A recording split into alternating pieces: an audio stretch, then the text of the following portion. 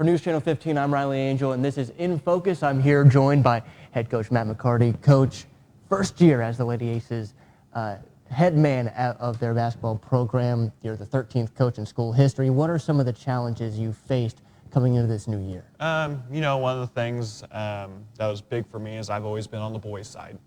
So spending 13 years over there and coming over to girls, I could probably get away with saying a little bit more to the boys than what I can the girls, so really trying to tone it in and not yell at them as intensely as what I would the boys.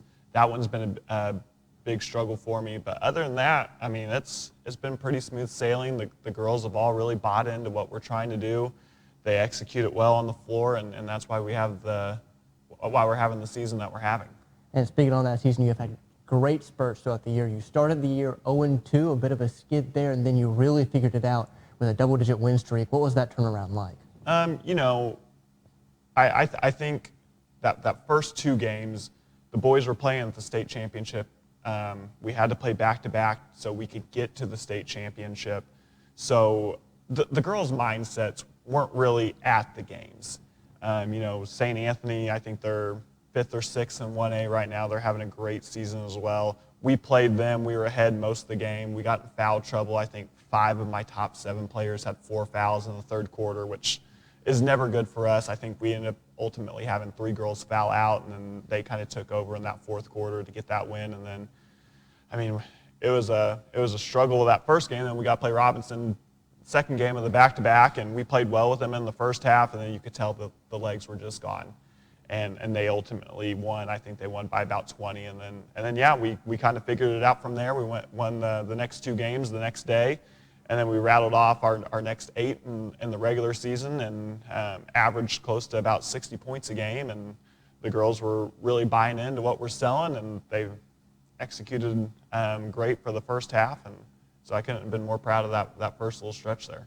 And you guys had a phenomenal regular season. First time since Tyra Buss's senior year that you guys have won over 23 games. So it's pretty good when you're up there. Tyra Buss, obviously a legend at Mount Carmel, so it's pretty good when you're in the books with her. Yeah, anytime you can be in the books with Tyra, it's a good thing. Really proud of the girls. Coming in, when I first got the job, we talked about playing for a regional, playing for a sectional, and we knew that we were going to have to be around that 20-win mark. And so the fact that we got to 23 says a lot about the girls and what they've been able to do for us this year.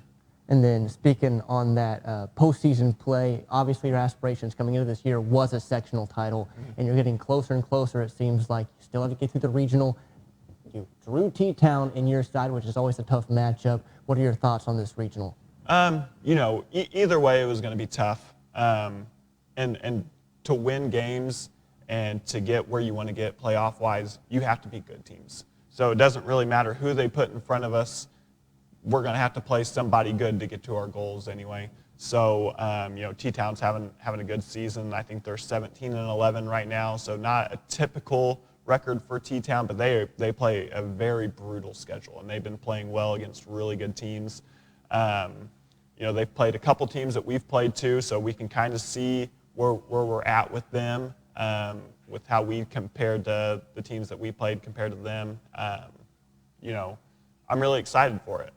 T-Town's going to be we have to be either Lawrenceville or Cumberland first, but after that, it's looking like another Mount Carmel T-Town regional championship. And being from the boys' side, we're used to Mount Carmel and T-Town, so I accept the challenge, and I'm looking forward to it. And back to the regular season, undefeated in LIC play this year at the regular season, got the regular season title, second place in the tournament. Obviously, the LIC from top to bottom filled with pretty good squads. So I think being undefeated really speaks a lot to this program. I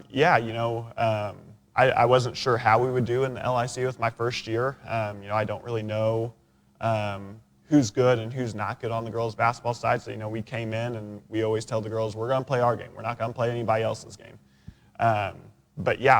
Paris, very good team. Robinson, obviously a very good team.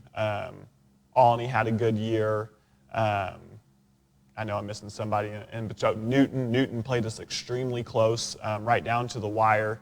Some really good teams in the LIC, and we had some really good road wins in there, mixed in with a couple good home wins as well, and was able to go undefeated. And like I couldn't be more proud of the girls.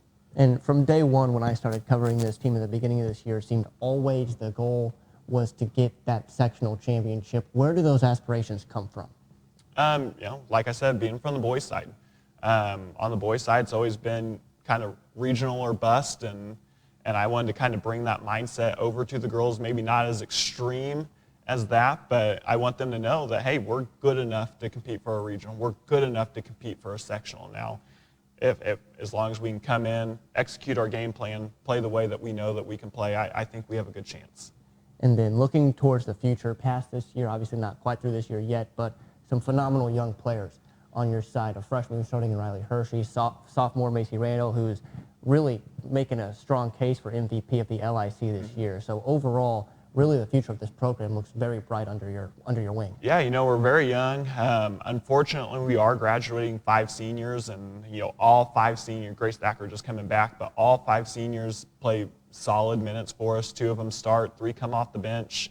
But yeah, we'll bring Maddie Stevens back, who second half of the season she's been playing outstanding, has been our second leading scorer, second leading rebounder up to this point. Like you said, Riley and Macy are going to be back. Macy has been a dominant force down low for us, averaging about 15, 16 points a game, and then she's broken the school rebounding record and then broken her own record 3 other times this season. So she's a beast on the boards, and Riley, she's just kind of touching the surface of what she can really do. Averaging about 9 points a game for us, about 3 or 4 assists. She's up there in steals too, about 2 steals a game. It's just going to get better for her. And then, I've got a good group of 8th graders coming in too. They won their Class L regional championship, and they went and played the first round of state and played, I think it was Westland, to I think an 8-point game, and then Westland went on and won the state championship. So I'm going to have a good 8th grade group coming in to mix in with what I already have and what we already have at the JV level too. Well, Coach, thank you for coming in. I really appreciate you giving your time during this school day to come in and talk to me. Of course. Thanks a lot, Riley. So for News Channel 15, this has been In Focus. I'm Riley Angel.